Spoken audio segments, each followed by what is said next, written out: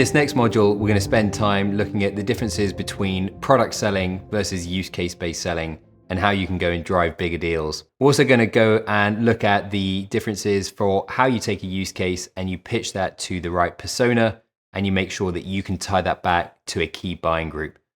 All of these things come together for you to go and drive larger deals at the executive suite. So why should you care about use case selling? Well, statistics out there are very clear around the impact that use case selling can have over product selling. There was a report last year that came out where thousands of enterprise sellers were asked to respond. It was very clear that the differential between the highest performing organizations and those sellers was that they were doing a deeper level of analysis around their customers, getting insights into what their business was and tying that back into how they can drive value for their customers through use cases. It was so big, it was actually around 4.5 times bigger than what the underperforming group were getting. So given the importance of use case selling, let's understand the various levels of sales. Level 1 is product-based selling, typically personified around $100,000 or less in average contract value.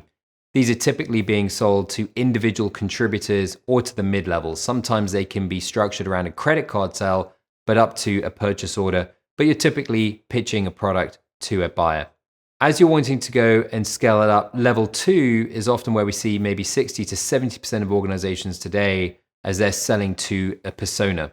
That's typically a supply chain officer or a data scientist, or it could be a CFO in finance.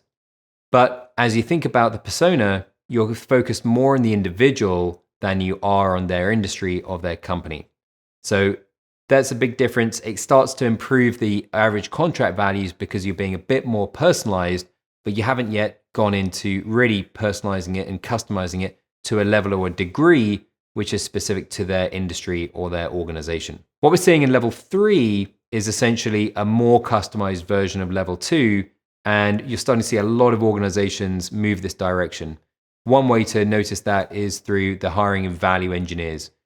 Those individuals help with structuring a business case and targeting it to the return on investment multiples that are required to hurdle the investment criteria that a buying organization has for any new products or solutions. Level 3 is also an opportunity for companies who are looking to make those larger enterprise sales a reality. But level 4 is really the true test of where their opportunity can be. And we see about 5% of organizations consistently be able to go and do this. It's what we call vertical-based selling. We're seeing a lot of companies move in this direction where you can go to the company website and you can go and see all of the various use cases focused in by industry and sometimes by persona. And that gives you a lot more information around how the organization's looking to go and run their business. Level 5, very rarefied, I would say, in the enterprise sales world, but a great testament to where the opportunity could be.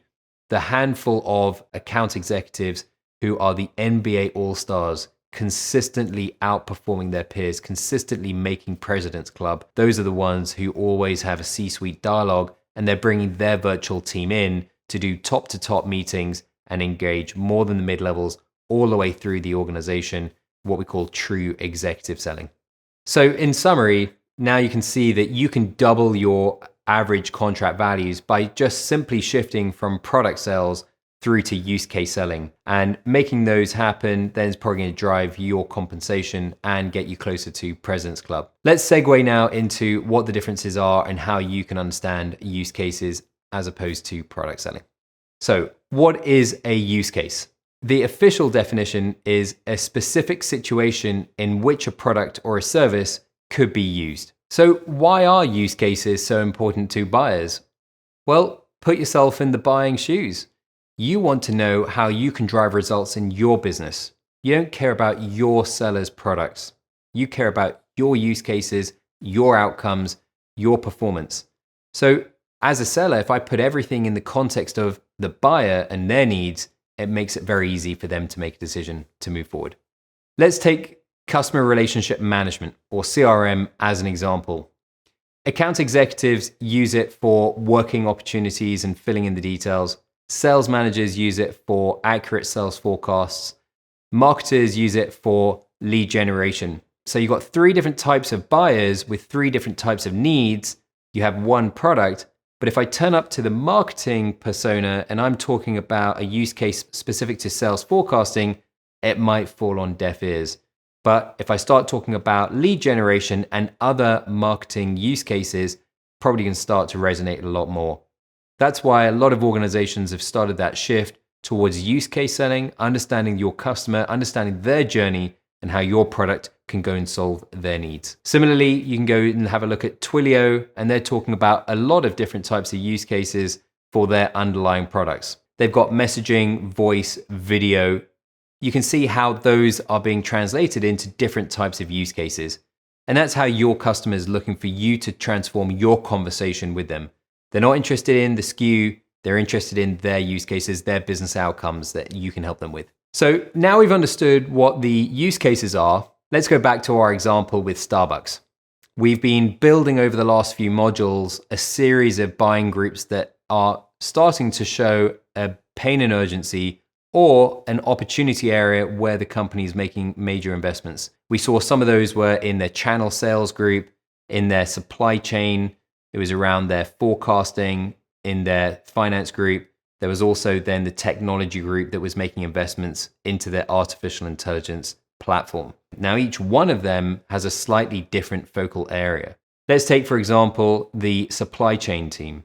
They're probably most interested in the inventory optimization. How can you help them with making sure that inventory is at the right place at the right time so that they don't have any stock outs? Worst thing you could possibly do is, as a consumer, go into a store and they say they run out of coffee. That's the biggest problem they want to overcome. So inventory optimization and predictive analytics and demand forecasting, conversational starters, and then you tie back into how your product goes to solve that in their business. As you can see, shifting the dialogue away from products into use cases now gives you a lot more opportunities to engage a lot more of the buying centers. Rather than going single-threaded into IT, you can go multi-threaded into the line of business. You can go high up in the organization, and you can start to see those dollars starting to fill up in your sales pipeline. And as an example of that, with the value driver tree framework, is we've overlaid onto here the key personas and the buying groups which are facing that pain and urgency. And then you can also start to see some of the use cases that would be of most interest to them. This is just one way for you to get to grips quickly with where there is opportunity across the different buying groups in your customer's organization. And I'd encourage you to be thinking about those different buying groups and those different use cases as you want to go and expand your business and your sales pipeline, whether you've got one customer only or you've got dozens of customers in your territory. So now we've got lots of different buying groups. It allows us to calculate the use cases that address both of these operational focus areas, both in terms of the financial drivers, but also in terms of the management intent. Some examples of that are inventory optimization, which addresses the gross margins, the cash conversion cycles, and a strategic priority. There's the pricing analytics, which is impacting their revenue growth and their gross margins. There's others like strategic supplier management focused on gross margins and cash conversion cycles. And I could keep going through the list, but I think you get the point here. You're starting to open up the opportunity to engage the customer on a lot of different types of opportunities and focused on their needs in language that drives to their outcomes. So let's say I don't have any of these types of solutions in my portfolio as an enterprise seller. What do I do then? Well, if you haven't got anything that's addressing your customers' pain and urgency or any of their opportunities or their management intent, might be a great opportunity for you to accept that maybe this isn't the best prospect for you. Or you can go back and ask the customer to validate your use cases back to their needs.